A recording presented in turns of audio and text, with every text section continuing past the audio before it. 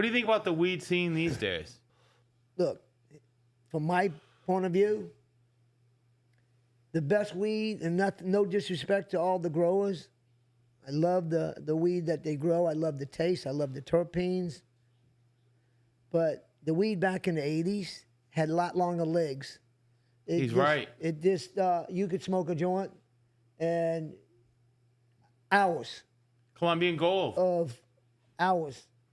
The legs were a lot longer, meaning it would sustain you. He's right. I remember it had some seeds in the bag and it had that certain taste to it. And you'd get steamed for like 3 hours, 4 hours. The legs were long, bro. Yeah, and I kept this, man, and that was the best weed. And I know, and it had that specific taste, what I wish I had some right now. Yeah. So I want to bring back some land-raised. When you going? Land-raised strains, but it's really hard to find the real original. Would you have to go to Colombia? Even in Colombia. It's hard to find down there. I've got some people that are doing some seed operations now. Yeah, do you still got connects from back in the day that are operating down there? Because you got to grow. You got to grow. Can you talk about that? Yeah, sure. Going on? Sure. So this is ironic because in 1987 they sentenced me to remaining balance in my natural life with no parole. I do the 27 years. I get out. 2.5 years ago, I filed for a social equity cultivation license in the state of New Jersey. And I was awarded a Class 1, 75,000 square feet of canopy license. Damn. So that's about a little over 100,000 pounds of weed I grow a year in New Jersey. Right now? So, I'm about halfway through a build-out of a 56,000 square feet How are facility. you know what, man? You find that Colombian Gold But strain? 100,000 pounds, that's like nothing for you. I can extend it to 150,000 if I'm reach my full first footprint of 75,000 square feet. Colombian Gold. If you could find that, you would be my fucking hero. Yeah, I'd be my own hero if I found that. Yeah, didn't you say if Rob smoked Colombian Gold? I guarantee I Gold smoked in the 80s. It was from you. Yeah. No, Colombian, Gold, Yeah. I remember buying it. Colombian Gold. I buy an ounce was $40, and it would have some seeds in it. And it was the greatest weed. You know what? It, like you said, it had legs. Good. It had legs. It was, you get steamed for like 3 hours off it. Now you smoke some weed, it's like a high like 20 minutes. Same with the Punta Roja. That was really good, tacky, sticky. When it was fresh, it was super good. I remember around that time in the 80s they had this stuff called Thai stick too. Oh, I love Thai sticks. Yeah, I like Thai sticks, untied Thai weed. They started first with the Thai sticks, and then they started. And then the green Sinsemilla came in like 85, 80, and 85, and that was the new thing. Yeah, a lot of the skunk weed and the different Hawaiian weed was super good. Maui Wowie, Hawaiian Gold, Kona Bud. I mean, we had some different strains in like that. The Colombian Gold was like one of the best. If you could find that original strain and just grow a whole warehouse of that, I'm coming over.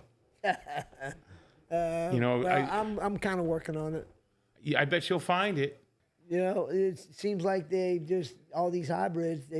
I don't know how it disseminated it through the years. Too much mixing. It's just, I don't know.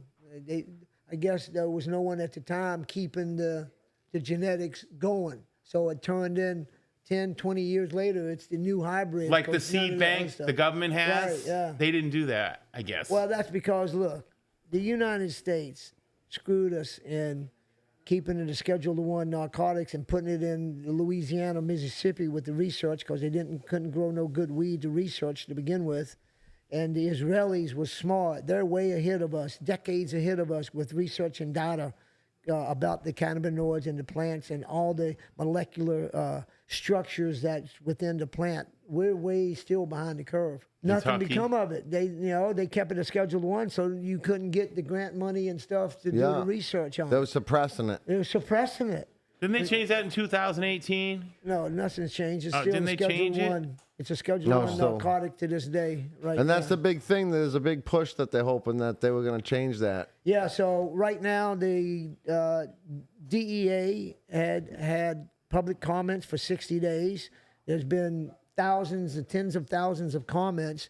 So they just published that they're going to have a hearing about all the comments after the elections in November. So they're going to make a decision. Supposedly, so they're not even going to do it before. They're not doing it before, but they're talking about rescheduling it. I'm not for rescheduling it. I'm for descheduling the plant. It shouldn't be scheduled at all. It should be. True that. If you want to grow a plant at your home, well, you can grow a tomato. I mean, why can't you grow some flowers? So we have a push going on. We lobby. I was at Washington, D.C. on 17, 18, and 19. Freedom Grow. We was lobbying for descheduling the plant, not rescheduling it. We coordinated with 27 other organizations. Last Prisoner Project and Freedom Grow. It's two of the main organizations that got together along with the SSDP, Students for Sensible Drug Policy. And we lobbied for descheduling the plant and expungements. All these cannabis prisoners, bring them home, let them out of prison. So we hit every congressman and representative. There was probably 500 people that was organized to do all this. So we're out there trying to not only help the prisoners, but help get the stigma off of this plant, that this is true indeed a plant that heals and shouldn't be a Schedule I narcotic. That's good. You got anything else, Rob, you want to ask Randy? Randy, I think we covered it all, right? You covered a little bit. A little bit? Yeah. And Tad, what else we did need we part miss? 2 and part 3. Yeah, I know, Randy. You know what? He got a had lot some of good notes stories here. when we were on the course, and and I was like, maybe he doesn't want to talk about him. I was trying to Tell me, what story? No, just like how you had to offload, the guys fucked up the skiff, then there was like a shootout and the warehouse burnt down. Oh, that was a whole, yeah. Yeah, that you was know what I mean? And then because you touched on the how blockade runners. that was when you went out on your own after that, right? Yes, that was when I had trouble with. That's why I was trying to get that story out earlier, okay. and I was like, maybe you don't want to talk about it. No, it's all good. Listen, I'm good. The past is the past, man. The statute of limitations over, man. Shit, are you kidding me, man? So the story that he was Trevor was talking about is, I'm doing a load for some guys. I get a hold of a friend of mine who's got a shrimp boat that, like a trawler type of vessel that can take on loads from the mothership, and went and loaded it with the 15,000 pounds. We take on, 250 bales of weed. They only give me 110 bales of weed. When I deliver the weed, they ask me, where's the rest of the weed? And I don't have an answer. This is all they gave me. So I go back to my guy and said, hey. He said the big guy grabbed you up, right? They tell me that there's 250 bales were put on the boat. Where's the rest of the weed? So he comes back, he says, well, they told me they hit a reef. I said, really? Did the boat sink? They said, yeah, the boat's fucking underwater. So he gives me the coordinates and says, nobody can find the boat. There's no boat. So I go over to the stash house, and when I get in there, there's this like really large, Irish-looking, sunburnt, red-headed guy, 330 pounds. Looks like he's a big guy. He grabs me by my neck and just yanks me up against the wall and tells me, I want the fucking rest of my weed or I'm fucking killing you. And I go, look, I'm doing my best I can. I'll try to find it for you. Look, here's what happened. The Cuban smuggler of the shrimp boat was a Cuban guy. He's the one that ripped us off for the 100-some bales. For the rest of the load. Right. But they find out who this guy is. They went and they went and got him at his warehouses, and they started a big, it was a big scene where they tried to burn down the warehouses, a gun battle. When that happened, I see this all on the news the next day. I said, Tim, now I'm like, oh shit, I got my fingers somewhere in this. I said, you know what? I'm going to stop all this shit. I'm going to do this shit myself because I don't want to have to answer to people like this.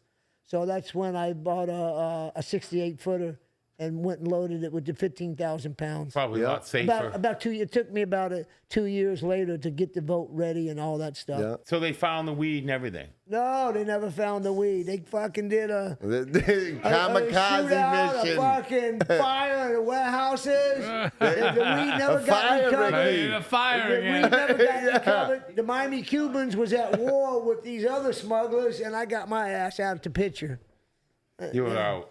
Seacrest out. so- There you I'm go. on my I'm own. done. Have I'm a nice done. day. I'm not answering to nobody anymore. Yeah. It's too much drama. You know, if drama starts coming in your life, you know, you don't need it, man. Move on, man. Listen,